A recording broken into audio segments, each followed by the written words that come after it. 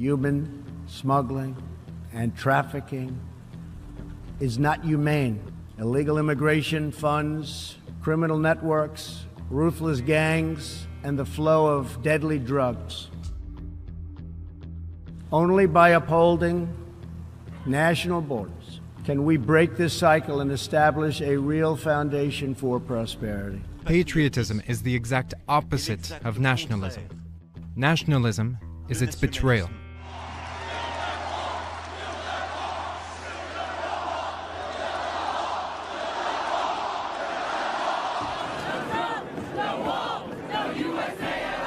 Nationalists versus globalists. It's the political divide of our era. On one side stands those with a fierce devotion and loyalty to their own country, its interests, its people, its borders, and its laws. On the other rests a group obsessed with placing the assumed interests of the entire world above those of individual nations. The sort of people who look at the architecture, art, music, literature, and diverse cultures of Western civilization and think, you know what those places really need?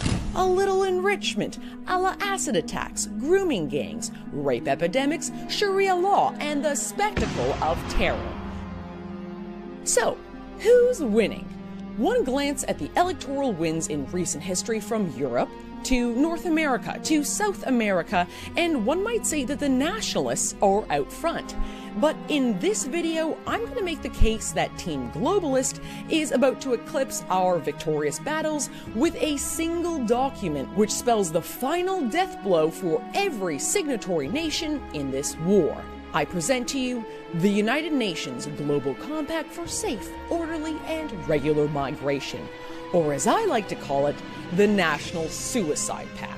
Now, if you haven't already heard of this deal until now, you're likely not alone. There's been a virtual media blackout on the topic in countries like mine up here in Canada. Now, this 34-page National Suicide Pact is laden with all the usual internationalist buzzwords and mumbo-jumbo, but one needn't read between the lines or inject conjecture to understand the sweeping devastation this document will hail.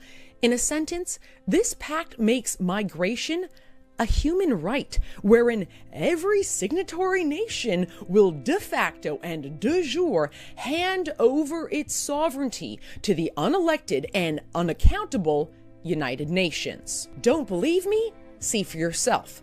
First things first, there is no mention of the term illegal anywhere in the document. Instead, throughout it, illegals, economic migrants, and refugees become conflated classes, all coming together under one group that has a human right to go where they please, when they please, for whatever reason, in the most comfortable way possible.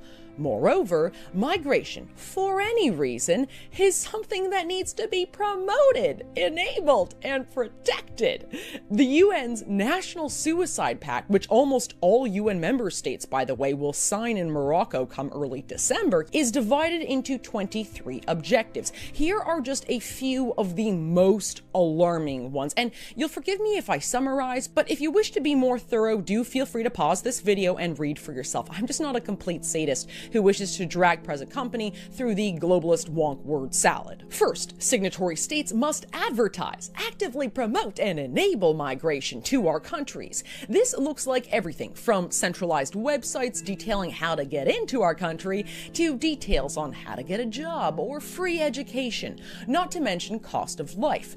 Translation, not only are we supposed to erase our borders, but we're supposed to market our open borders to the third world, so that way they can decide who's got the most gibs and where said gibs are easiest to collect. So once we've enticed these blatant economic migrants to choose our country as the most plenteous, well, signatory nations must then ensure smooth sailing to our shores.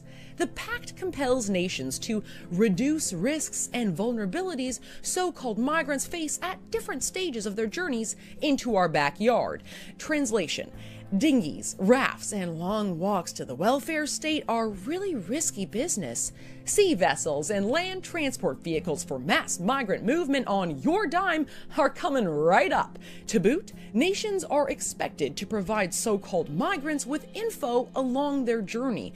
Info like what fake refugees' rights are, what sorts of services are available that could benefit them, and do so in a language they understand. Because, realistically speaking, what does a taxpayer have to lose by providing a little info on my rights for these precious newcomers? So, after they've been recruited and shipped comfortably to our countries, fully aware of their rights and newfound privileges on our dime, what are we responsible for once they actually arrive?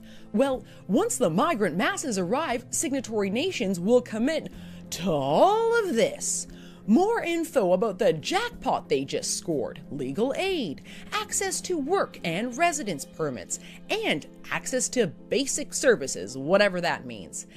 And it doesn't stop there. Migrants, according to the agreement, must also be, quote, empowered to realize full inclusion and social cohesion in their new countries. This means, among other things, that countries must promote mutual respect for migrant cultures, traditions, and blah, blah, blah. Yeah, because remember, kids, all cultures are equal. Where you say female genital mutilation, almost all of Somalia says female genital beautification. And you best respect that or else, bigot. And it goes on. These literal welfare migrants will be afforded the same rights to education, the labor market, and health care as citizens. Oh, you know, those schleps who just worked their asses off and paid into our social security systems for over the past 50 years. Those people. So, what happens if you disagree with all this enrichment? What happens if, heck, you're not even on Team Nationalists? You're just an average Joe who thinks the integrity of our national borders ought to be maintained, that migration for any reason to any country from anywhere is not, as the UN would have us believe, a human right? I mean, erasing territorial boundaries without a democratic mandate is sort of a big deal. One that will bring a little bit of change. That's something that even the UN recognizes, that even before this sinister document has been signed, societies, read Western societies, okay, that we're undergoing a tremendous amount of demographic, economic, and social change as a result of migration. So let's say you're a journalist who wants to talk about all this change. Well, the UN Suicide Pact has some pretty choice clauses for media in disagreement with their plan to put the entire Westphalian nation-state system in a complete and utter headstand.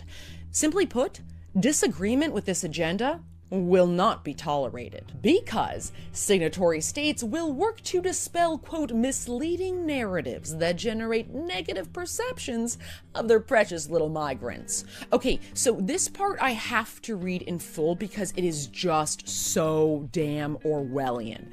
Member states will, quote, promote independent, objective, and quality reporting of media outlets, including internet-based information, including by sensitizing and educating media professionals on migration-related issues and terminology, investing in ethical reporting standards in advertising, and stopping allocation of public funding or material support. What does that mean? To media outlets that systematically promote intolerance, xenophobia, racism, and other forms of discrimination towards migrants in full respect of the freedom of the media. Yeah, that's how you respect the media. Tell them what to write, fund the ones who listen, and eliminate those who don't. The pact literally compels nations to eliminate all forms of discrimination, condemn and counter expressions, acts, and manifestations of racism, racial discrimination, violence, xenophobia, and related intolerance against all migrants. Note here that the agreement doesn't deign to actually define what constitutes so-called racism or xenophobia, never mind so-called related intolerance, whatever the hell that means. Now, if you're as black-pilled as I am about the prospect of any nation surviving this suicide pact, Here is the silver lining. A handful of based in red-pilled nations have announced that they will withdraw from this self-slaughter. The US, Hungary, Slovakia, Poland, Austria, and Australia are, at the time of taping this video, the 6 sole states out of the 193 UN member states who have said hard pass to this pact. Now, for my countrymen up here in the Great White North thinking, dear God, help us, yeah. It's even worse for we Canucks. According to Canada's Immigration and Refugees Minister, who is, by the way, himself a Somalian refugee, Canada will lead the charge on the UN's migrant plan. He admits that Canada was actively involved in drafting the compact. It's clown world. This pact isn't about charity. It's highway robbery of our nation's heritage, our future. This pact isn't about human rights. It's about injecting the radical ideas of unelected, unaccountable bureaucrats into the national legislature of countries who were never asked if we wanted to be invaded in the first place.